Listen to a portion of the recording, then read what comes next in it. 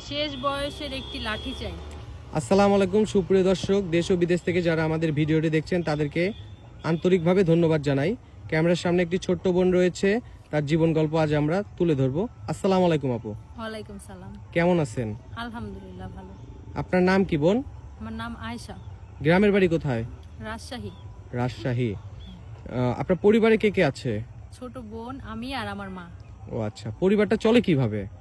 চলে, আম্মু বাসা বাড়ি কাজ করে, আমি টেলারের কাজ জানতাম আগে, আপাতত আমি কোনো কাজ কাম করি না, তো আম্মুই চালাচ্ছে সংসারটা। ও আচ্ছা আচ্ছা, পরিবারে দেখাশোনার জন্য কেউ আছে?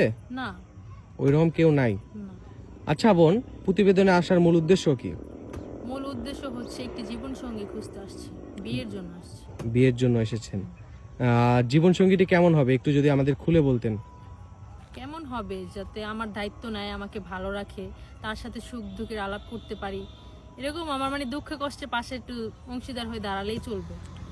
যদি এমন কোন লোক থাকে যার বয়স 60 কিংবা 70 বছর, তাহলে কোনো সমস্যা আছে? না, কোনো সমস্যা যদি কোনো প্রবাসী ভাই আপনাকে বিয়ে করতে চায়, সমস্যা হবে? না, হবে না। মাশাআল্লাহ, তাহলে প্রবাসী ভাইদের জন্য বাম্পার অফার, যে প্রবাসী ভাইরা এই বোনটিকে বিয়ে করতে পারে। আচ্ছা, আপনি কি সবসময় পর্দা করেন? না, মানে এমনি সবসময় মাথায় কাপড় চোপড় দিয়ে থাকতে পছন্দ করি।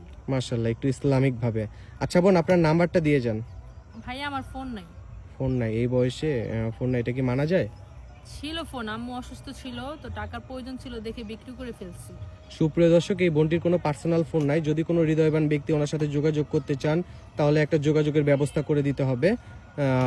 ডিসপ্লেতে নাম্বার দেওয়া আছে, ওনার সাথে যোগাযোগ করতে হলে আমাদের জানাবেন, ইনশাল্লাহ আমরা যোগাযোগ করিয়ে দিব। আচ্ছা বোন, জি।